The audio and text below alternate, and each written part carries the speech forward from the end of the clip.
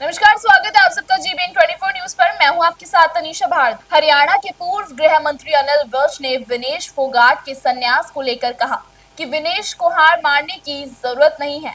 वहीं हुड्डा पर तंज कसते हुए कहा कि जो 6 करोड़ विनेश को मिलने वाले थे वो हुड्डा दे दे। हरियाणा के पूर्व गृह मंत्री अनिल विज ने ट्वीट कर कहा कि भीड़ तंत्र की पैदाइश के कुछ नेता भारत में भी बांग्लादेश जैसी घटना होने की बात कर रहे हैं। ये वह लोग हैं जिनका लोकतंत्र में बिल्कुल भी विश्वास नहीं है। ये भारत के लोकतंत्र को लगे हुए कीटाणु हैं, जो लोकतंत्र की जड़ों को चाट चाट कर कमजोर करने की कोशिश कर रहे हैं, परंतु वे जानते नहीं कि भारत विश्व का सबसे मजबूत लोकतंत्र है। इसका कोई कुछ नहीं बिगाड़ सकता। जो है वो आपने किया है क्या? दुर्भाग्य की बात है कि इस देश के प्रजातंत्र में जन्म लेने वाले कुछ नेता हिंदुस्तान में भी बांग्लादेश जैसी घटना होने की बात कर रहे हैं। ये वो लोग हैं जिनका देश के प्रजातंत्र में बिल्कुल भी विश्वास नहीं है। प्रजातांत्रिक तरीके से अपनी मंजिलें हासिल ना कर पाने वाले, उसमें हार चुके लोग, वो इस प्रकार की बातें कर रहे हैं। लेकिन मैं इनको बताना चाहता हूं कि हिंदुस्तान का प्रजातंत्र इस संसार का सबसे मजबूत और बड़ा लोकतंत्र है। इस लोकतंत्र में क्षमता है अपनी रक्षा करने की। ये अपनी रक्षा खुद कर सकता है और इन लोगों के, इन नेताओं के, जो ये लोगों को भड़काने की, दंगे कराने की, उकसाने की कोशिशें कर रहे हैं, उसमें ये कभी कामयाब नहीं होंगे। और हिंदुस्तान का बच्चा बच्चा इस लोकतंत्र के लिए, इस लोकतंत्र के बचाव के लिए अपने प्राण न्यौछावर कर देगा, लेकिन इस देश के लोकतंत्र पर कोई आंच नहीं आने देगा। पेरिस ओलंपिक में डिस्क्वालीफाई होने के बाद विनेश फोगाट ने संन्यास का ऐलान कर दिया है, जिस पर हरियाणा के पूर्व गृह मंत्री अनिल विज विनेश को प्रयास न छोड़ने की सलाह दे रहे हैं। विज बोले कि उन्हें अपने बचपन की यह कविता याद आई, King Bruce and the spider, जिसमें एक स्पाइडर लाख कोशिशों के बाद दीवार पर चढ़ता है। वैसे ही विनेश को भी अपनी कोशिश करते रहना चाहिए। देखिए, ऐसा होता है कि अब वो बिल्कुल गोल्ड मेडल के नजदीक थी, परंतु उनका वेट ज्यादा होने के कारण उनको वहां से जो वो नहीं प्राप्त कर पाई, तो थोड़ी सी उत्साह उनका कम हुआ है। लेकिन मैं उनको कहना चाहूंगा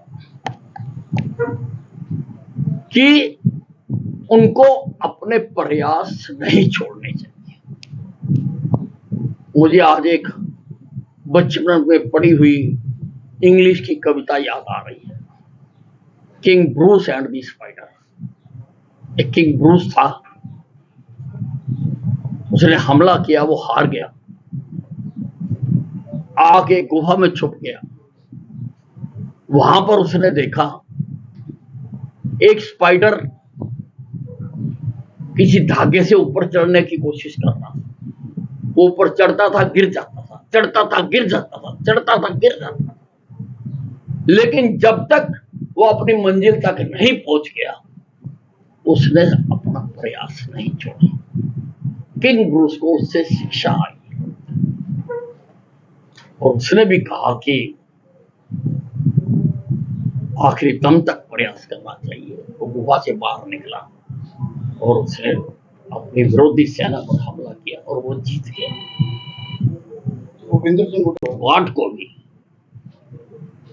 अपनी जो लड़ाई है गोल्ड मेडल लेने की, जो प्रयास है, उससे पीछे नहीं हटना चाहिए, उस पर लगातार लगना चाहिए और इस ओलंपिक में जो नहीं हो सका, अगले ओलंपिक में हिंदुस्तान की जनता उनसे जो उम्मीद कर रही है वो गोल्ड मेडल लाकर देना चाहिए। पूर्व मंत्री भूपेंद्र हुड्डा ने अपने एक बयान में कहा कि अगर उनकी मजबूती होती तो विनेश को राज्यसभा में बिठाती, जिस पर तंज कसते हुए पूर्व गृह मंत्री अनिल विज ने कहा कि हुड्डा जी हमेशा वही बातें करते हैं जो पूरी नहीं हो सकती। उन्होंने कहा कि जो 6 करोड़ उन्होंने खेल मंत्री होते हुए देने का ऐलान किया था, वो 6 करोड़ हुड्डा अपने हिस्से से विनेश को हमारे पूर्ण बहुमत नहीं है। ऐसा है, हुड्डा जी की एक आदत बन गई है, वो वही घोषणाएं करते हैं जो वो पूरी नहीं कर सकते। उनका पिछला सारा रिकॉर्ड देख लो, उनको पता है कि उनकी संख्या नहीं है, तो वही चीज वो देने की बात करते हैं। हमेशा यही बात करते हैं जो वो नहीं दे सकते हैं। अगर उन्होंने देना ही है तो वो बहुत पैसे वाले आदमी हैं। फोगाट को गोल्ड मेडल जीतने से जो इनाम मिलना था, जो 6 करोड़ रुपए है, जो मैंने किया था जब मैं खेल मंत्री था, तो 6 करोड़ रुपए उसको दे दें।